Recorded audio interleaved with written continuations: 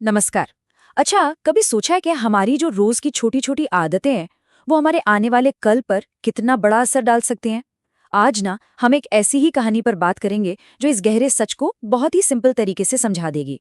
तो सवाल ये उठता है कि किसी भी काम को बाद में करने की जो आदत है उसकी असली कीमत क्या होती है? क्या है उसका रियल कॉस्ट? चलिए इसे एक कहानी से समझते हैं। तो कहानी है राहुल की। राहुल जो क्लास 7 में पढ़ता है। स्कूल के बाद ना उसे घर पहुंचने की बड़ी जल्दी रहती थी। लेकिन ये जल्दी होमवर्क करने के लिए नहीं थी, नहीं, ये जल्दी थी वीडियो गेम्स खेलने के लिए। होमवर्क? अरे वो तो कल कर लूंगा। बस यही एक लाइन थी जो राहुल की पूरी सोच को बता देती थी। अपनी जिम्मेदारियों को टालने की आदत, कल पर छोड़ने की आदत। और देखते ही देखते ये सोच उसकी रोज की आदत बन गई। स्कूल से घर आना, फिर दोस्तों के साथ क्रिकेट, फिर वीडियो गेम्स और आखिर में बिना किताबें खोले ही सो जाना। ये साइकिल रोज चलता था। मजा पहले, पढ़ाई वो तो बाद में। लेकिन ये सब कब तक चलता? आखिरकार हिसाब का दिन आ ही गया। एग्जाम वीक शुरू हो गया था। टीचर्स ने भी चेताया, दोस्तों ने भी समझाया, लेकिन राहुल को ना एक झूठा कॉन्फिडेंस था। उसे लगता था, अरे सब हो जाएगा, सब संभाल लूंगा। और फिर आया एग्जाम का दिन।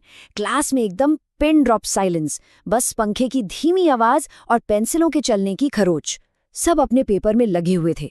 लेकिन ये बाहरी शांति राहुल के अंदर जो तूफान चल रहा था उससे बिल्कुल उल्टी थी। उसने क्वेश्चन पेपर खोला, पहला ही सवाल, व्हाट इज फोटोसिंथेसिस?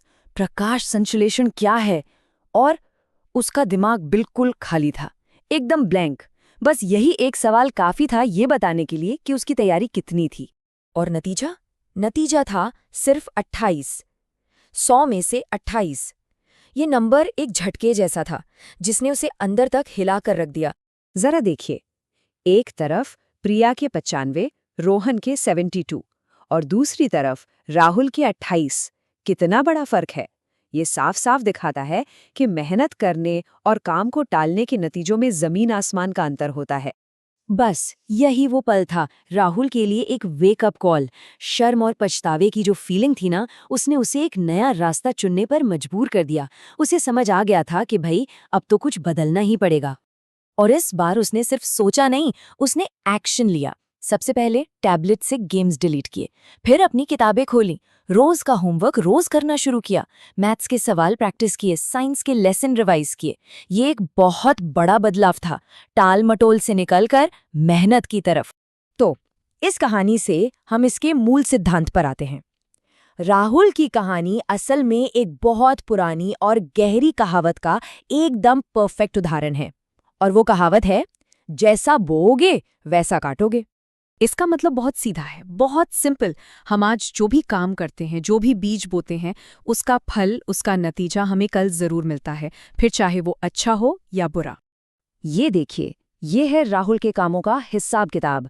जब उसने गेमिंग और टालमटोल के बीज बोए तो फसल क्या मिली? असफलता, 100 में से 28 नंबर।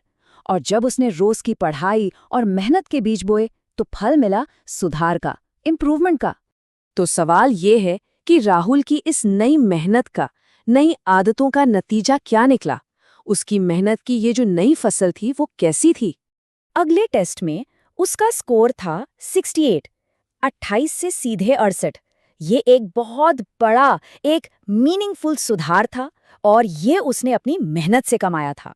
और देखिए, सबसे जरूरी बात यही है, ये स्कोर शायद परफेक्ट नहीं था, 95 नहीं थे, लेकिन ये उसने कमाया था। इसकी कीमत सिर्फ नंबरों में नहीं थी, इसकी असली कीमत उस मेहनत में थी, उस कोशिश में थी जिससे ये इम्प्रूवमेंट आया था। तो राहुल की कहानी हमें एक बहुत ज़रूरी सवाल के साथ छोड़ जाती है। हम सबको ये सोचना होगा कि हम आज क्या बो रहे हैं। हमारे आज के काम हमारे आने वाले कल की कैसी फसल तैयार कर रहे हैं।